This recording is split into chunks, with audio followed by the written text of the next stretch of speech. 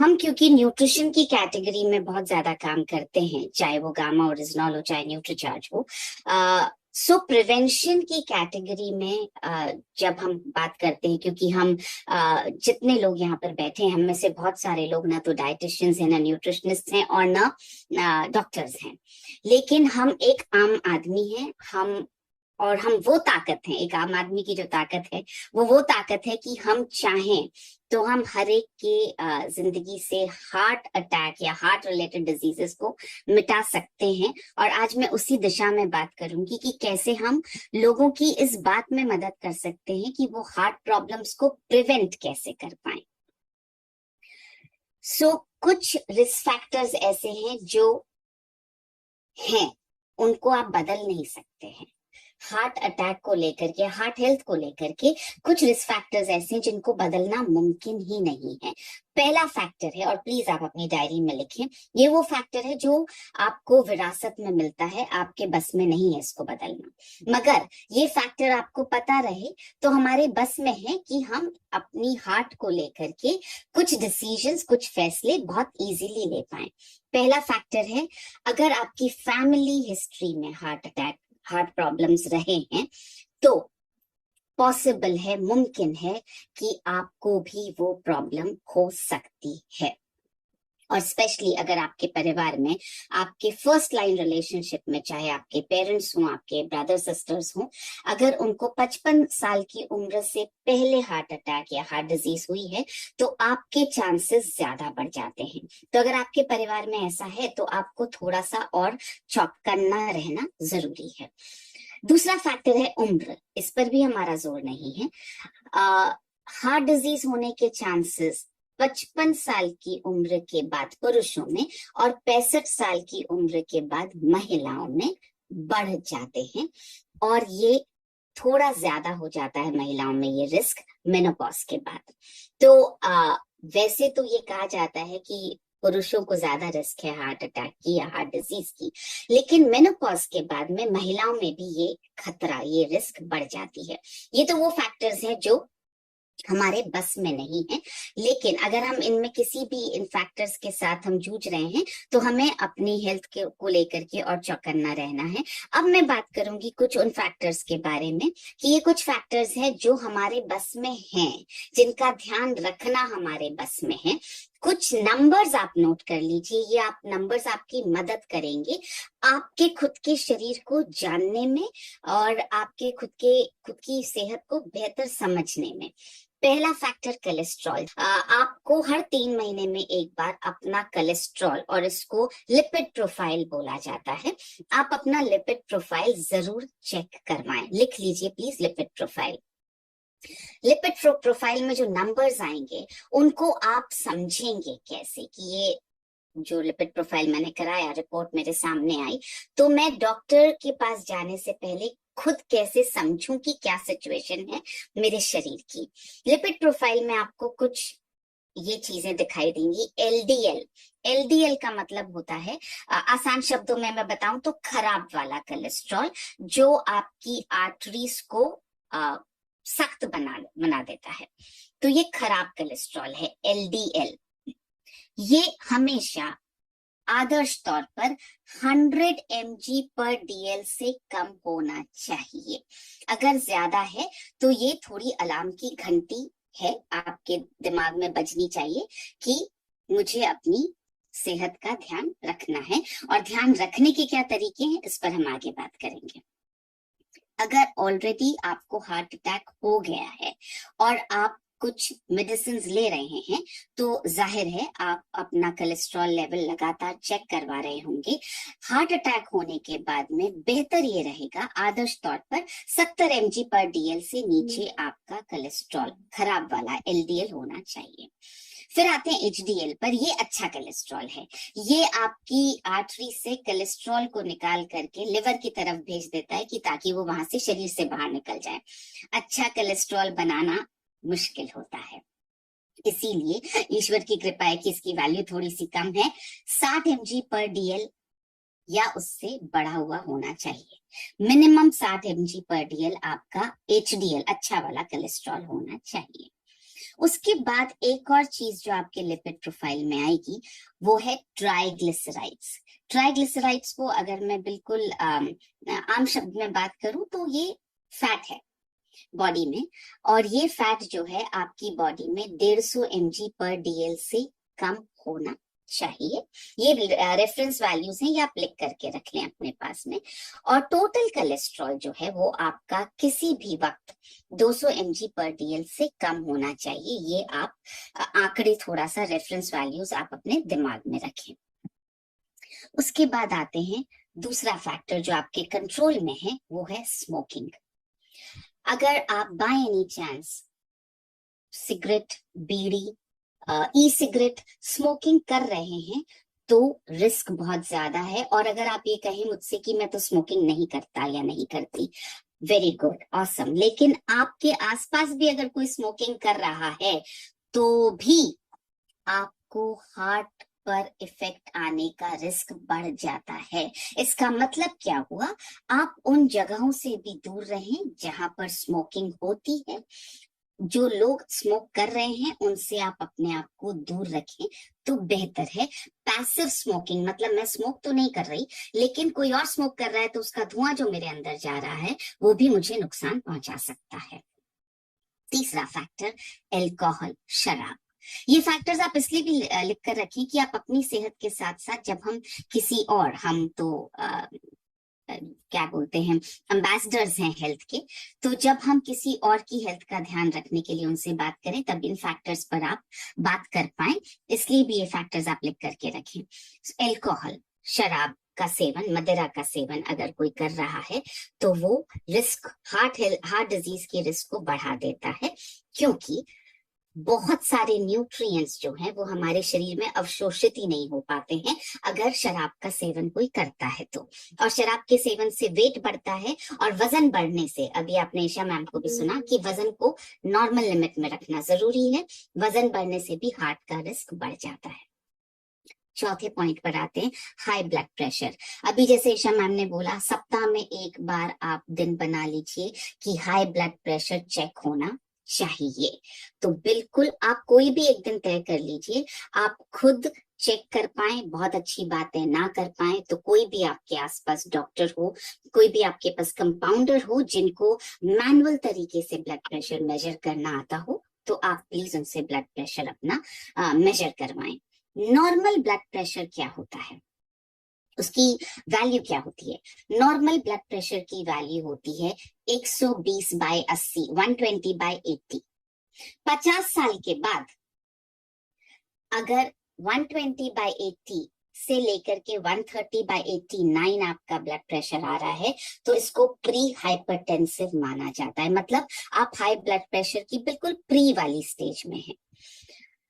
अगर आप का जो है 50 साल के बाद में 115/75 से ज्यादा है तो हर 20/10 mm/Hg, मतलब 20/10 अगर वैल्यू बढ़ेगी तो आपकी हार्ट डिजीज की रिस्क बढ़ती जाएगी।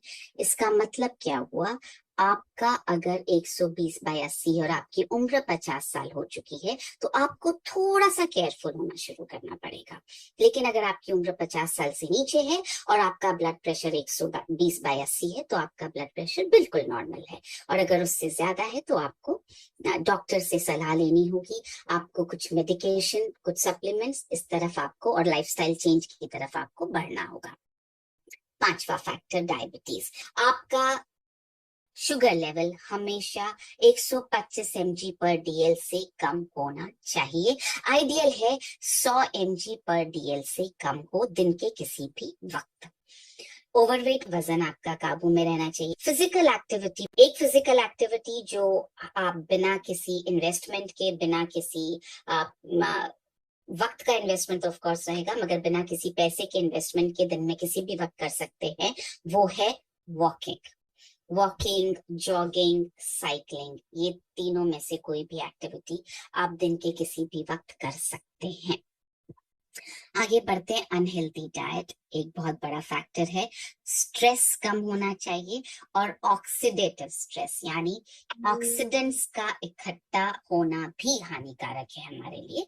तो हमें कोशिश करनी है कि हम ऑक्सीडेंट्स को भी अपने शरीर में इकट्ठा न होने दें।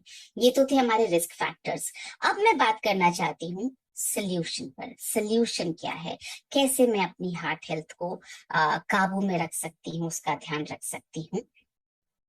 पहला सोल्यूशन है, और आप प्लीज लिख लीजिए इसको, नींद। 7 से 8 घंटे की गहरी नींद, एक साथ लंबी नींद हर रात को बहुत जरूरी है। इसमें 3 वेरिएबल्स हैं, 7 से 8 घंटे, गहरी नींद, लंबी नींद। मतलब ऐसे नहीं कि टूट टूट के आ रही है, मैं 4 घंटे दिन में सो ली, 2 घंटे मैं दोपहर में सो ली, ऐसा नहीं। एक साथ 7 से 8 घंटे की नींद, गहरी नींद, और हर रात को नींद।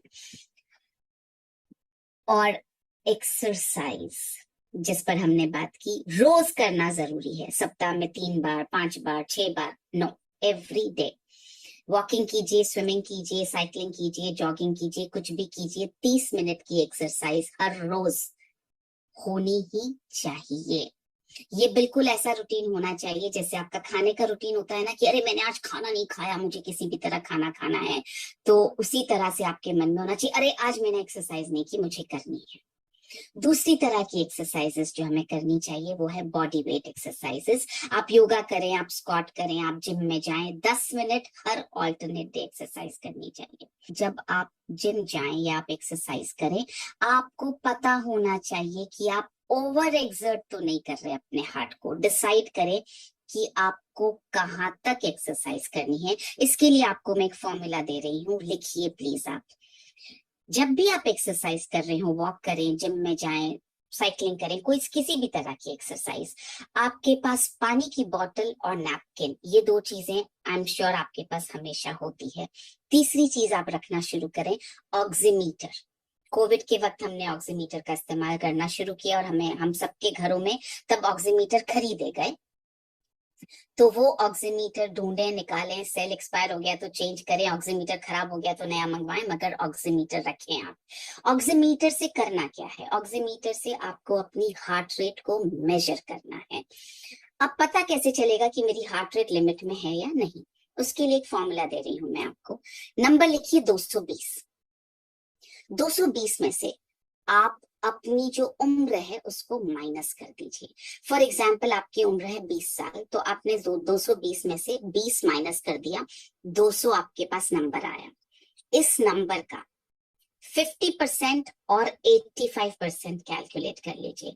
50% आपकी हार्ट रेट की लोअर लिमिट हुई, इंड्योरेंस हार्ट रेट इसको बोलते हैं, जो आपकी बॉडी बर्दाश्त कर सकती है, और 85% इसकी हायर लिमिट हुई, मतलब 100 से लेकर के 170 तक आपकी हार्ट बीट जा सकती है।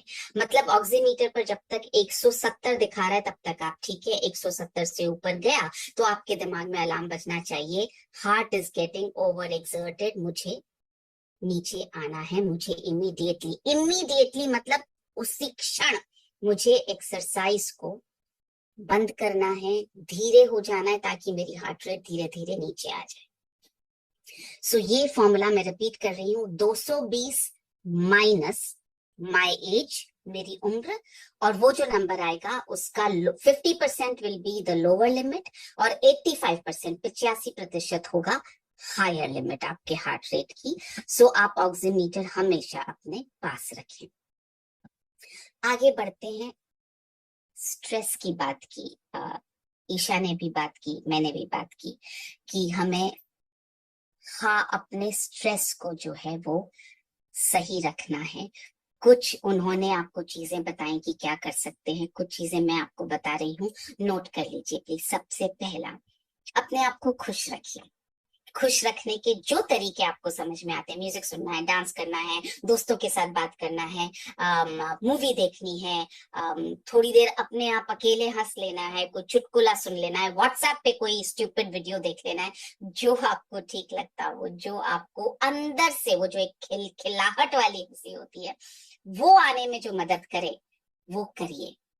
दूसरा, कोई एक हॉबी जरूर डेवलप करके रखिए, चाहे वो रीडिंग हो, राइटिंग हो, गाने सुनना हो, गाने गाना हो, भजन सुनना हो, डांस करना हो, बातें करना हो, कोई भी एक हॉबी, गार्डनिंग करना हो, खाना बनाना हो, कोई भी हॉबी जो आपको पसंद हो वो आप डेवलप करके रखिए प्लीज।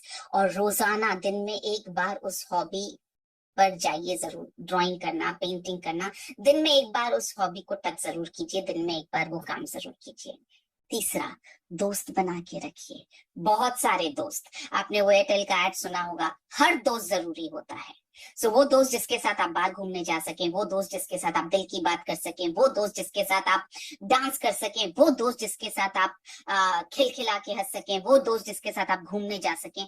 तरह तरह के दोस्त बना के रखिए प्लीज। चौथी, अच्छा सोचिए, अच्छा बोलिए, अच्छा कीजिए। सामने वाले को अच्छा महसूस करवाते रहेंगे तो आप अपने आप में अच्छा महसूस करते रहेंगे। पांचवा, रोज कुछ पढ़िए, एक पेज जरूर पढ़िए, चाहे किसी भी किताब का पढ़िए जरूर। चाहे आप कोई डॉक्यूमेंट पढ़ रहे हो, आप कोई किताब पढ़ें, आप कोई व्हाट्सएप पर कुछ करें, आप पढ़िए जरूर। चौथा, डांस करिए, गाइए, डांस आता हो नहीं आता हो, बाथरूम सिंगर बन जाइए, लेकिन ये एक ऐसी चीज है जो आपको अंदर से खुशी देगी। सातवां, सोने से पहले अपने स्ट्रेस को, अपने इमोशंस को खाली करके सोइए। ये डस्टबिन है आपका मन जो इकट्ठा करता है चीजों को। रात को खाली करके सोइए, सुबह उठे तो बिल्कुल नए फीलिंग के साथ, नए खाली ग्लास के साथ उठिए। डाइट पर आते हैं, और ये कुछ चीजें बहुत इंपॉर्टेंट है। मैं सिर्फ डाइट के कुछ प्रिंसिपल्स आपके साथ शेयर कर रही हूँ। सबसे पहला, प्रोसेस्ड और फ्राइड फूड्स, जो भी तला हुआ खाना है, जो भी प्रोसेस किया हुआ खाना है, उसको प्लीज आप अवॉइड करें। फाइबर रिच खाना खाइए जिसमें रेशा है, fruits, vegetables, whole grain, nuts, ये सब खाइए। जितने भी हाई शुगर वाली चीजें, चाहे toffee, chocolate, cold drink, ice cream, जिसमें बहुत ज्यादा चीनी है, जो आपकी जबान को बहुत पसंद आता हो, मेरा रूल ये है कि जो चीज खाने में बहुत ज्यादा अच्छी लगती है उस पे लिमिट लगाइए। वापस रिपीट कर रही हूँ, जो चीज खाने में बहुत ज्यादा अच्छी लगती है उसको कम खाना है। सॉल्ट अपने भोजन में कम कीजिए। अपने खाने में सारे कलर्स के फ्रूट्स और वेजिटेबल्स शामिल कीजिए। लाल से लेके, हरा से लेकर, पीला से लेकर बैंगनी, सब कुछ, सारे कलर्स शामिल कीजिए अपने हार्ट को ठीक रखने के लिए। ये पॉइंट बहुत इंपॉर्टेंट है और प्लीज इसको बड़े बड़े अक्षरों में नोट कीजिए। हम लोग खाना बहुत हेल्दी खाना शुरू भी कर देते हैं, लेकिन हमारे दिमाग में ये रहता है क्योंकि मैं बहुत हेल्दी खा रही हूँ या खा रहा हूँ तो मैं 2 लोगों के हिसाब से, मतलब 2 लोगों जितना खाना भी खा लूं तो चलेगा। नहीं, 80% आपका पेट भर जाए, खाना बंद कर दीजिए प्लीज। सो खाने की वैरायटी भी लिमिट करनी है और खाने की क्वांटिटी, मात्रा भी लिमिट करनी है। 80% आपका पेट भर जाए, उसके बाद चाहे आपके प्लेट में खाना बचा हो, मत खाइए। पेट को डस्टबिन मत बनाइए, उतना ही लीजिए जितना आपको पता हो कि मेरा, जितनी भूख आपको लग रही है ना कि मैं आज 2 चपाती या 3 चपाती खा सकती हूँ, प्लीज 3 चपाती की इच्छा हो रही है, 2 ही लीजिए अपने प्लेट में। बैलेंस डाइट खाइए, fats, carbohydrates, protein, vitamin, fibre, mineral, सब कुछ होना चाहिए। PVMFO हमेशा याद रखिए। अगर दिन भर में आपकी बॉडी में, डाइट में PVMFO नहीं गया तो इसका मतलब इनकम्प्लीट रह गई आपकी डाइट। कम से कम 2.5 से 3 लीटर पानी आपके हार्ट के लिए बहुत जरूरी है, रोज पीजिए। दिन में 3 बार से ज्यादा खाना मत खाइए। अब आप बोलेंगे बाप रे, मतलब खाना भी थोड़ा कंट्रोल में खाओ, वैरायटी कंट्रोल में कीजिए, कम खाइए और टाइम भी। बिल्कुल, 3 बार से ज्यादा खाना नहीं खाना, हर बार इस 80%, 80% से ज्यादा भर के पेट नहीं खाना। और तीसरा, बहुत लिमिट में आपको वैरायटी खानी है। और ऑफ कोर्स स्मोक नहीं करना है, पैसिव स्मोकिंग भी नहीं करना है, और मदिरा का सेवन नहीं करना है। अब बात करते हैं सप्लीमेंट में क्या ले सकते हैं हम। पहली चीज जो आपकी हार्ट हेल्थ को अच्छा रखने के लिए, आपकी हार्ट प्रॉब्लम्स को प्रिवेंट करने में हेल्प कर सकता है, वो है ओमेगा 3। और मैं रिक्वेस्ट करूंगी कि आप प्लीज इसका स्क्रीनशॉट ले लीजिए। मैं एक एक पॉइंट को अभी एक्सप्लेन नहीं करूंगी, वक्त की कमी है। तो आप ये पॉइंट्स हैं, ये सब हार्ट हेल्थ को, ये सब एक तरह से हार्ट हेल्थ को कम करने में ओमेगा 3 के ये फायदे हैं, बेनिफिट्स ऑफ ओमेगा 3। उसी तरह से डीएचए बहुत सारे फायदे पहुंचाता है हार्ट हेल्थ में। ये 4 फायदे आपके सामने, इसका भी आप स्क्रीनशॉट लेकर के रखें प्लीज। और तीसरी चीज जो बहुत फायदा पहुंचाती है वो है आइसोलेटेड सोय प्रोटीन।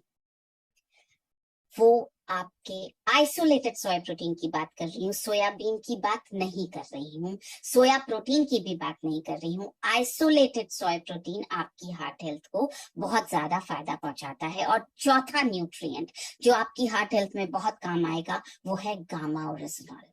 सो ये 4 न्यूट्रिएंट्स हैं, ओमेगा 3, डीएचए, सोय आइसोलेटेड प्रोटीन और गामा ओरिजिनॉल, जो आपकी बहुत मदद कर सकते हैं। तो आइडियल डोसेज क्या है, कितना मुझे दिन में ओमेगा 3 लेना चाहिए, कितना मुझे डीएचए लेना चाहिए, कितना मुझे आइसोलेटेड सोय प्रोटीन लेना चाहिए, कितना मुझे गामा ओरिजिनॉल लेना चाहिए।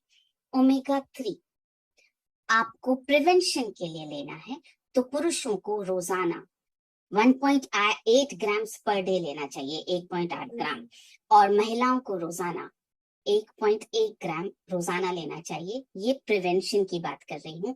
अगर आपका ट्राइग्लिसराइड लेवल बढ़ा हुआ है, आपको याद होगा मैंने बात की थी ट्राइग्लिसराइड लेवल की, अगर ट्राइग्लिसराइड्स आपके बढ़े हुए हैं तो आपको रोजाना 2 ग्राम से 4 ग्राम ओमेगा 3 लेना चाहिए। ये रिसर्च्ड, आपको क्लिनिकली प्रूवन फैक्ट आपको मैं बता रही हूँ।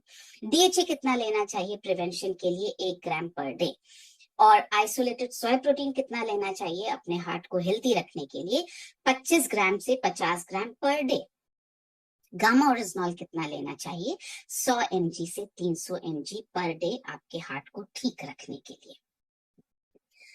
तो क्या मेरे पास एक हार्ट हेल्थ पैकेज है किसी को बताने के लिए? बिल्कुल, आप में से सबके पास में एक हार्ट हेल्थ पैकेज है, और इसका प्लीज आप स्क्रीनशॉट ले लीजिए। ये आपका हार्ट हेल्थ पैकेज है जिसको आपको सभी को बताते जाना है। बीसी सर ने कहा अभी, आप वो वीडियो सबको भेजें और बताएं कि आप ये 10 लोगों को भेजें और बताएं कि आपको अपने हार्ट का ध्यान रखना है। उस वीडियो के साथ प्लीज ये हार्ट हेल्थ पैकेज भी साथ में भेजिए कि ये हम आपकी मदद कर सकते हैं आपके हार्ट को सही रखने में। Nutricharge VegOmega, Nutricharge DHA, Nutricharge Man, Nutricharge कोकोप्रोडाइट और गामा ओरिजिनॉल, ये आपका हार्ट हेल्थ पैकेज है फॉर मेन। तो क्या कोई हार्ट हेल्थ पैकेज महिलाओं के लिए भी है? बिल्कुल है। Nutricharge veg omega, Nutricharge DHA, Nutricharge women, Nutricharge strawberry Prodiet और गामा ओरिजिनल, ये है आपका महिलाओं के लिए हार्ट हेल्थ पैकेज। और प्लीज इसका भी स्क्रीनशॉट लेकर के रखिए।